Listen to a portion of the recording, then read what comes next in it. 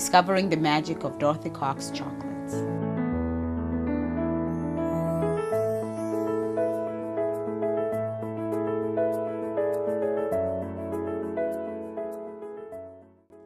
In 1928, Dorothy Cox, together with her brother and 4 sisters, began what is now famously known as Dorothy Cox chocolates.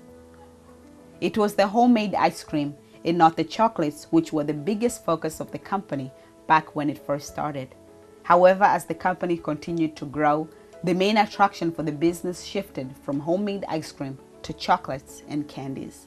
When I first started working, we used about 10,000 pounds of chocolate. Okay. And we use about 150,000 pounds now here a year. Wow. So we've grown quite a bit. Yes. We had a day back in January that we used 9,500 pounds of chocolate in one day. You're making a product for somebody else, so. Oh my goodness. And that was almost what I used my first year of making candy. It was in New Bedford Star Store where Dorothy first sold her chocolates to the public. From there, the business continued to flourish. It then moved to New Bedford Fairhaven Bridge, then to Center Street in Fairhaven, where the company stayed for 54 years before relocating to Wareham Industrial, 8 Kendrick Drive. Having invested 54 years of its services in Fairhaven, moving may have looked like a business suicide. But this is not how Francis sees it. The business is growing, and they needed a space that would accommodate the growth. It just happened that we have just a space right here in Wareham. Every piece of candy, chocolate, fudge, popcorn, and pretzels that you purchase in the store are made right here in the building, something that the company takes great pride in. In this process, it's called panning, or chocolate panning. And what they do is you start with the ingredient like an almond, like I got in here, and it tumbles. Okay. And take chocolate.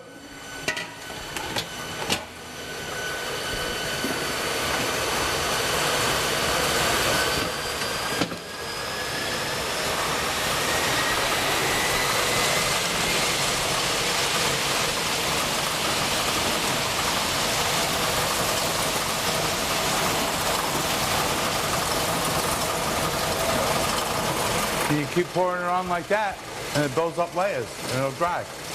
These are actually the same as I just showed you. Yes. These are just drums that spin instead of a belt. Okay. So they do the same thing. This is how hence came the name panning. Started in a pan. Yeah. Now, from when you get them from there, how do you get them to have that nice shine? Okay. We add 3 coats of gum arabic and an edible shellac to the outside. Yep. And so it makes them all polished. All polished and beautiful. Yeah.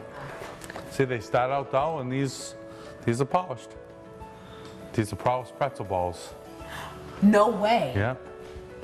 And these are almonds, just like I showed you. So this is what you were making of there. Yep. Okay. We try to make everything and control every step that we can. All right. And then we know what product's in there and go for it. We're going to take the chocolate from here and dump it over there and get ready for tomorrow.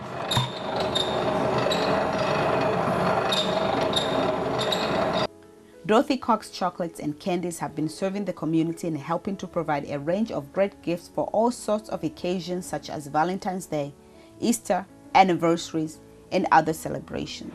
Yesterday, we also made some fudge for fundraising. So they cut it up and packaged it. This week we'll be packing about 10 schools for their fundraisers. Yes. And we'll be doing that all week.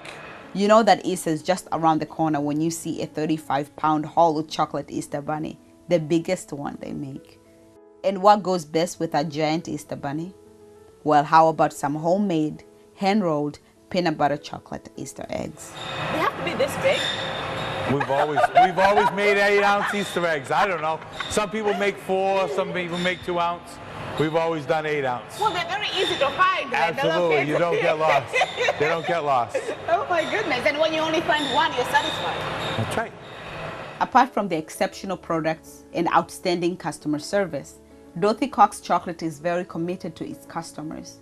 Dorothy Cox Chocolate is the combination of Cox family recipes, trending recipes, and customers' imaginations.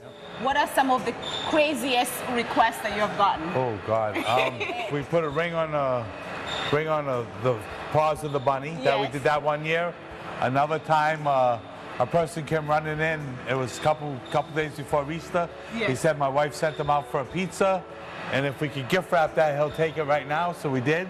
He said, Wow. "Won't you be surprised when I come home with a chocolate wrap instead of pizza?" Francis has been working in the store since he was 11 years old. He is the third generation in the business. Even though he has been making chocolates and has been around it all day for decades now, he still enjoys a piece of candy. Now, what's your favorite candy or chocolate? My favorite candy is Butter Crunch, which is right here. This is our Butter Crunch. We made it this morning. Yes. And we're going to chocolate cover it this weekend. And we roll it in almonds. That's our #1 seller.